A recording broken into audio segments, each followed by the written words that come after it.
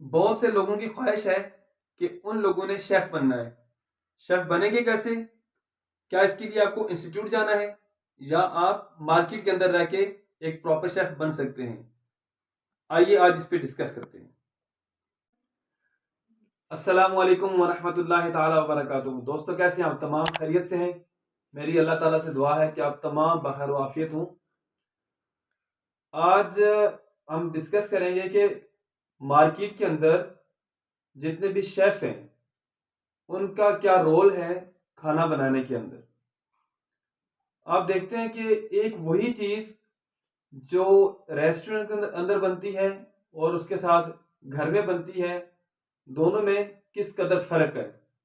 मिसाल के तौर पे, अगर बारबेक्यू करने के लिए आपको कोयले जलाने पड़ते हैं तो रेस्टोरेंट के अंदर उनकी मिकदार भी ज्यादा होती है, उनको बनाने वाले लोग भी प्रोफेशनल होते हैं।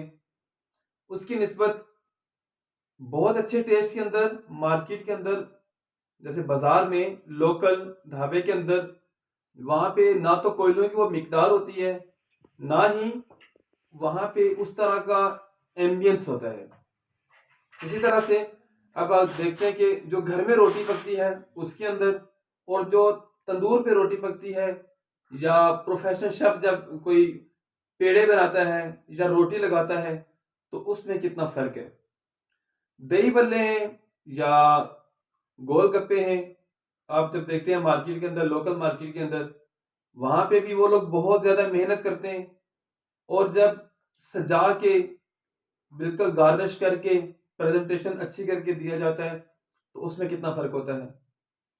इसी तरह से जब आप कटिंग्स देखते हैं कि अगर एक बंदा कटिंग कर रहा है तो उसकी कटिंग निस्बतन स्लो है, साथ में किसी दूसरे बंदे को देखते हैं जो प्रोफेशनल कटिंग हो रही होती है, तो उस बंदे का हाथ का एंगल भी ठीक है और कटिंग की स्पीड भी ठीक है।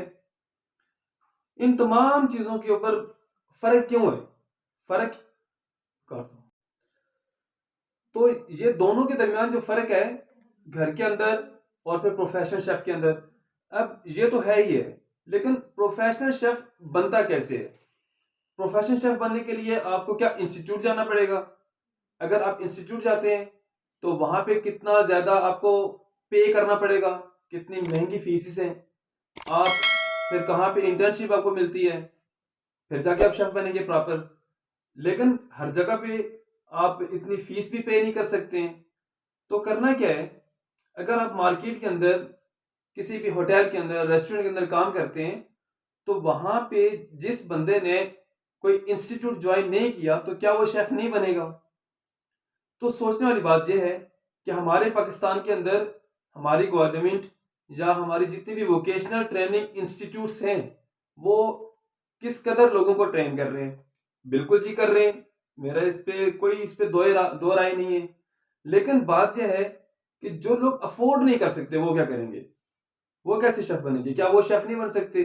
बिल्कुल जी बन सकते हैं। आप इसके लिए ऐसे कीजिए, जहां आप काम कर रहे हैं, जिस कुजीन में काम कर रहे हैं, उसका काम सीखने के बाद दूसरी कुजीन के अंदर शिफ्ट हो जाइए। वहां पे 6 महीने, 8 महीने, साल, जितने अरसे में आप काम को सीख सकते हैं। सपोज कि आप पहले पाकिस्तानी के अंदर काम कर रहे हैं, आप चाइनीज के अंदर शिफ्ट हो जाएं। अगर आप चाइनीज के अंदर काम करके मुकम्मल हो गया, आप फास्ट फूड में चले जाएं। वहां से आपने काम सीख लिया तो आप कॉन्टिनेंटल में चले जाएं। कॉन्टिनेंटल सीख लिया तो आप स्वीट सीख लें। वो सीख लिया फिर आप तंदूर को देख लें। इस तरह से फिर उसके बाद बेकरी देख लें। ये तमाम चीजें जब आप वन बाय वन करते रहेंगे तो कोई ऐसी वजह नहीं है कि आप शेफ ना बन सकें। बट आपको जितने भी आपके सीनियर्स हैं उनसे आपने कॉस्टिंग सीखनी है, उनसे आपने डिशेस की जितनी भी रेसिपी है उसको प्रॉपरली सीखना है। और जितने लोग हमारे जो मार्केट में आप जैसे प्रोफेशनल रेस्टोरेंट्स के अंदर नहीं है या होटल्स के अंदर नहीं है, तो उन लोगों को भी चाहिए कि वो भी इस एजुकेशन को जहां मौका मिले सीखते जाएं, छोड़े ना। तो इस तरह करते कराते जो फर्क आप देख रहे हैं कि एक घर के अंदर है या एक रेस्टोरेंट के अंदर है, ये खत्म होना शुरू हो जाएगा। प्रोफेशनल कुकिंग इतनी मुश्किल नहीं है। कोई भी ऐसा काम जो आपने सीखा हुआ नहीं होता तब मुश्किल लग रहा होता है, लेकिन जब आप किसी काम को सीखते हैं तो सीखने के बाद वही काम आपके लिए बहुत ईजी हो जाता है। उम्मीद करता हूँ कि आपको ये मेरी बात समझ आई होगी। साथ में आपको ये बताता चलूँ कि हमने इससे पहले जितनी वीडियोस बनाई हैं, आया उसका कोई फायदा भी हुआ है या नहीं।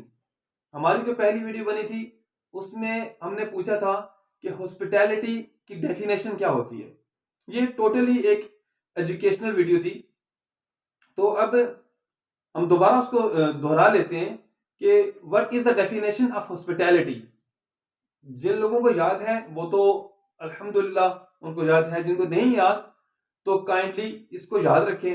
Hospitality is an act of kindness in welcoming and looking after the basic needs of guests and strangers, mainly in relation to food, drink and accommodation. ये तो होगी इसकी डेफिनेशन। अब मुझे आप लोगों ने कमेंट करके ये बताना है कि कौन कौन सी जगहों पे हॉस्पिटैलिटी अपना रोल प्ले कर रही है और होटल की क्लासिफिकेशंस में क्या क्या होता है। और अगर आपको मजीद इस तरह की अच्छी वीडियोस देखनी है, एजुकेशनल वीडियोस देखनी है, तो काइंडली मेरे चैनल को लाइक और सब्सक्राइब करना मत भूलिएगा। अगली वीडियो तक के लिए इजाजत दीजिएगा। अपना बहुत सारा ख्याल रखिएगा। अस्सलाम वालेकुम।